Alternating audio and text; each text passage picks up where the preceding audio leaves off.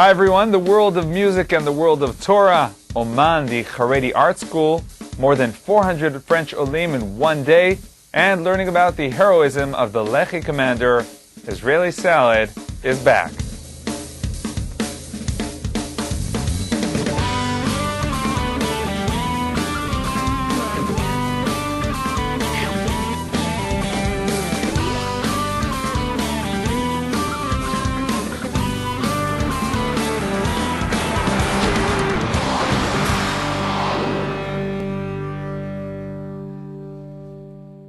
Shalom and welcome to Israeli Salad. After a successful first season of Tuesday Night Live, we're now back to our good old weekly magazine, Israeli Salad. Today we'll see how art and music do not contradict with the values of Torah and Judaism.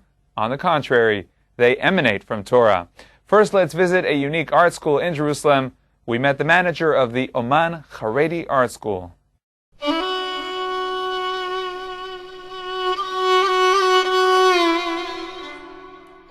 The field of art in Israel is generally associated with the non-observant public. Does an observant Jew whose soul yearns to express itself through art have to give up his or her dream?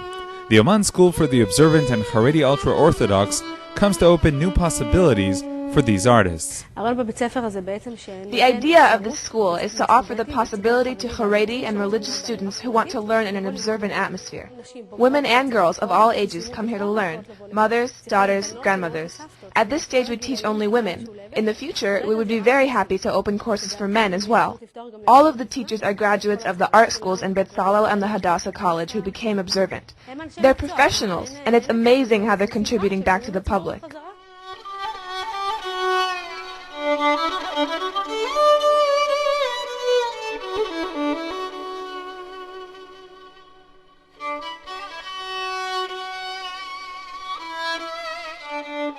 The school held an exhibition of its graduates' work. Esteemed religious artists were invited to present their artworks as well. All the artists related to the topic of the exhibition, Adama. That's Hebrew for the word land, and for the words a person is what. We chose the topic of the land because of the sabbatical Shemitah year which occurs this year. Shemitah is a year when a person disconnects himself from the land, and so we wanted to learn how a person relates to the land. It's not that the exhibition relates directly to Shemitah. Every artist sees the land in a different way.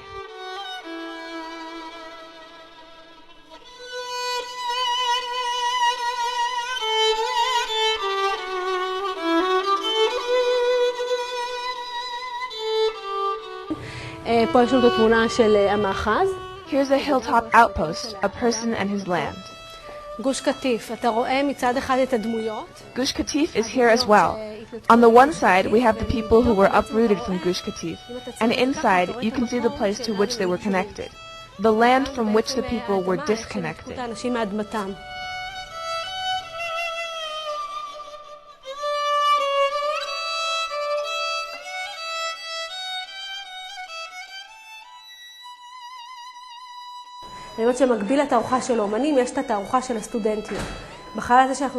Parallel to the artist's exhibition, we have the students' exhibition. This here is first-year silver crafting students' work. Their exhibition is in their working area. Here we have the first-year students' works, and outside we have the final works of the graduates.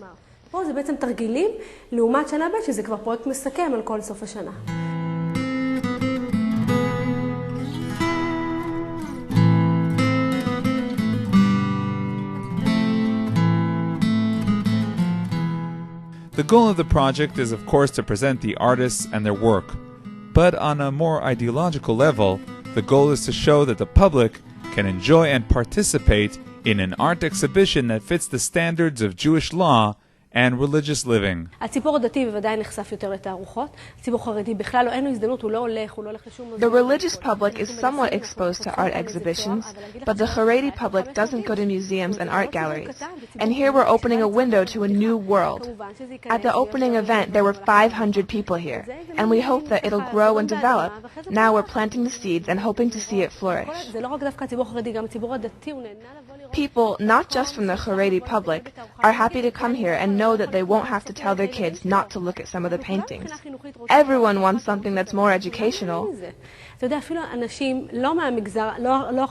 Non-observant people said, there's cleanness and purity here. There's no lewdness, but that's okay. The exhibition is beautiful, impressive, and professional.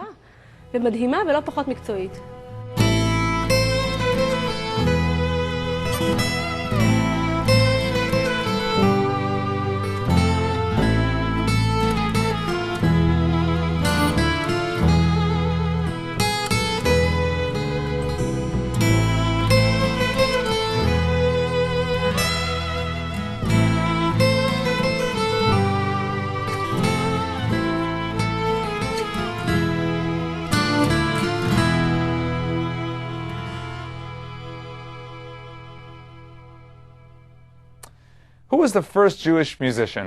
One of the first names that come to mind is obviously King David. From kindergarten, we learn about King David, his harp, and of course the poetic book of Psalms that he wrote. Kinor David, the Harp of David, is a unique high school in Jerusalem that combines serious in-depth Torah learning and musical education. We visited a conference held by the school.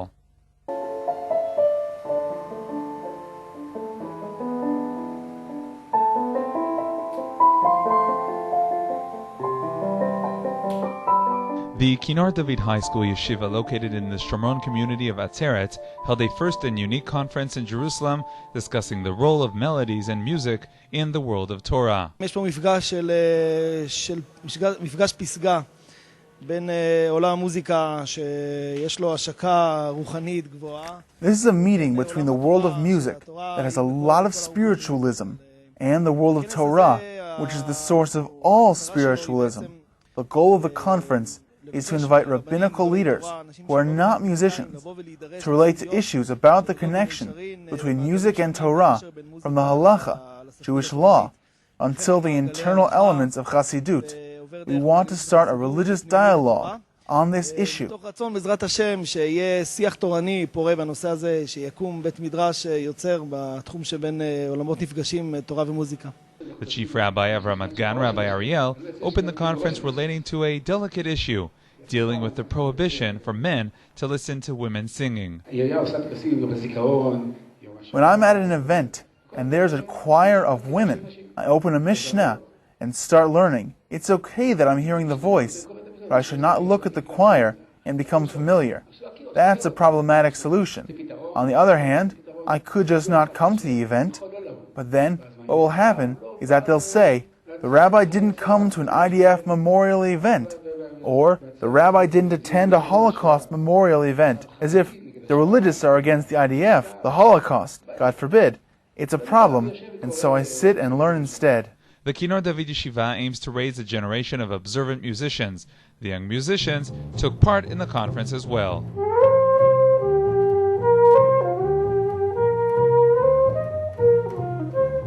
אני חושב שאין קונפליקטים כמו למשל לצייר עם כל מיני...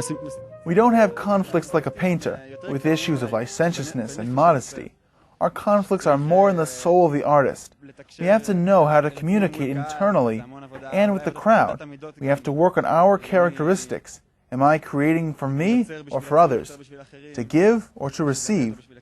And so, I think that the conflicts are less halachic and more internal. תלמידים כידוע הם בחופש עכשיו, ובכל זאת הם הגיעו לכאן גם כדי לשמוע, לצפות. Our students are on vacation now. Nevertheless, they joined us here to hear, learn, and understand issues that relate to what they deal with during their school year. But in addition, they're also bringing and presenting their first fruits in the musical language, the language of notes and tones. They're presenting musical creations from the many fields of Jewish music, special adaptations to classic negunim, melodies, just a taste of what we will have here in our yeshiva with God's help. Music has undoubtedly a great power to unite the nation of Israel.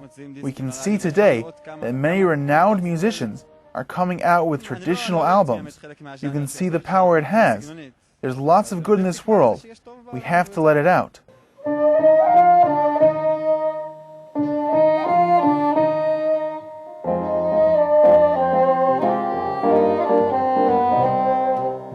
years ago, the yeshiva founded the Music in Judaism Institute to study the relation to music in the Jewish scriptures throughout the generations. המטרה היא לאסוף, ללקט, לארגן חומר.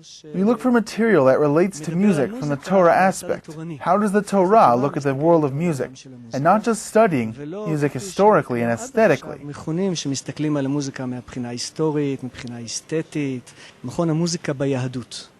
We call the institute Music in Judaism, not Jewish music, because Jewish music can be any music that was played by Jews without any connection to Jewish values. We're studying music in Judaism, in the halacha, in the Jewish faith.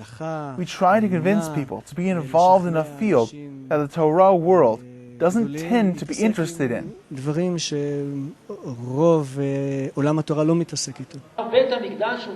The Holy Temple was a place from which voices emerged, voices of holy service, voices of songs. A number of esteemed rabbis took part in the event, an event which will hopefully become an annual tradition.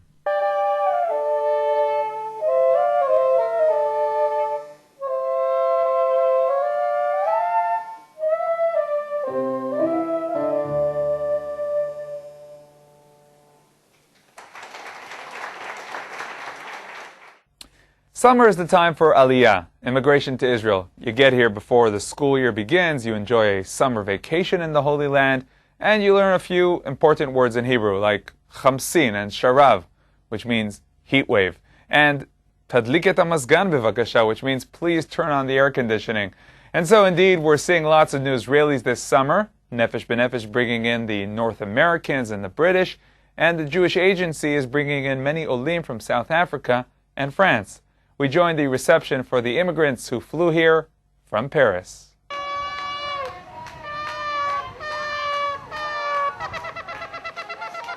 We are very happy to accept here almost 500 Olim that coming within 24 hours. It's a big achievement for us. Over 400 new immigrants arrived from France Wednesday as the wave of French Aliyah, Jewish immigration to Israel, continues. 32 years. I'm waiting. A dream of 32 years. 3 special flights organized by the Jewish Agency touched down at the Ben Gurion airport, one after the other. The French Olim disembarked from the plane with a Torah scroll leading the way. We decided to immigrate to the land of Israel, the Holy Land. And of course, it's not simple, because we have children and grandchildren as well. But we hope this will be the beginning of a new path for us, for our children, and for our grandchildren. I'm very happy to be here. It's very good. It's important for me to learn here, live here. I love Israel with all my heart. I've come to help my brethren in the army and to be with my family.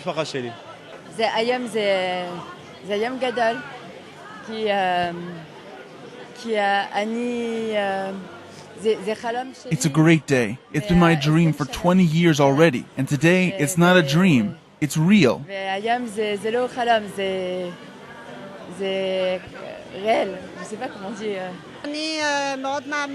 I believe in personal providence. I was there to fulfill something, and now it was decided from above that my mission there is finished, and it's the right time to come back. We're 100% sure that in the months to come, more people will realize that Israel is the only place for Jews to live as Jews, and we'll have other Olim coming and join us here in Israel.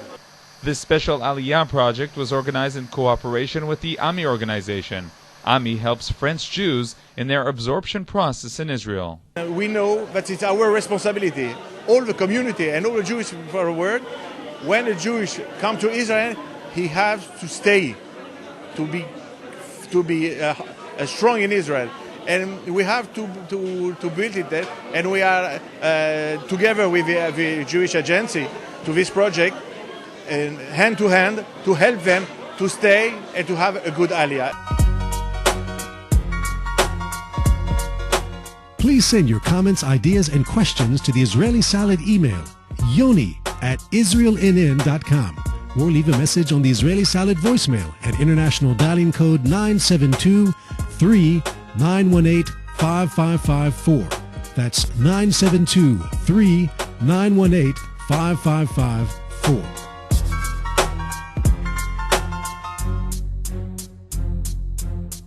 Avram Stern, also known as Yair, was the founder and leader of the Zionist underground, later known as Lehi. Lehi was founded in 1940. It split off from the Irgun when the Irgun joined forces with Haganah to support the British in their fight against the Nazis. Stern rejected collaboration with the British and claimed that only a continuing struggle against them would eventually lead to an independent Jewish state and resolve the Jewish situation in the diaspora. British restrictions after 1939 on Jewish immigration, Aliyah, to the land of Israel, strengthened his convictions in this regard. Yair, who was also a poet, was killed in 1942 by British police, shot from behind, having already been handcuffed. The Defense Ministry held a special contest for young boys and girls, testing their knowledge of Yair's heritage and legacy.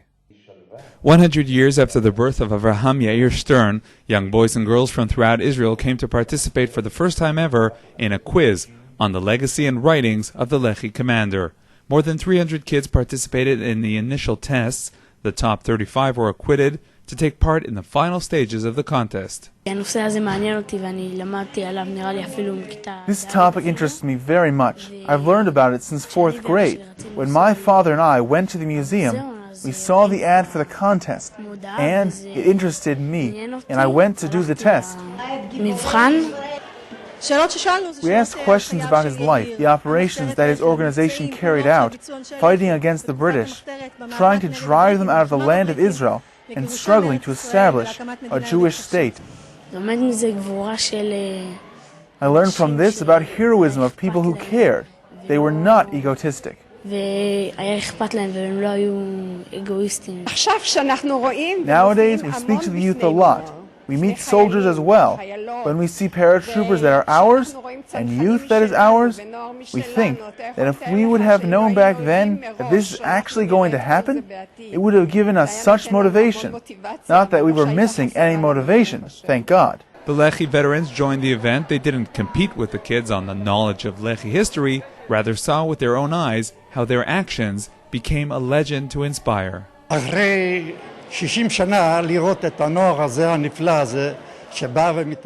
60 years, to see this wonderful youth that comes and shows interest and knows about the Lehi heritage. We were criticized, slandered, and libeled for years, and so it's a great pleasure to see this. They are the new generation that will work for the true independence of the nation and the state. They will not let anyone give up parts of the land of Israel. It's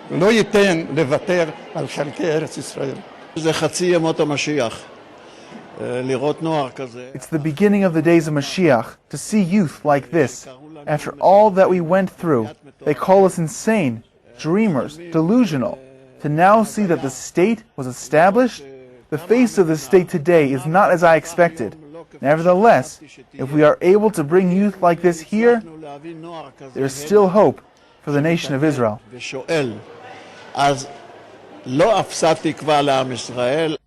Okay, that's all for this week's Israeli Salad. We'll be back next week. Until then, shalom from all of us here at Arutz Sheva, Israel National News.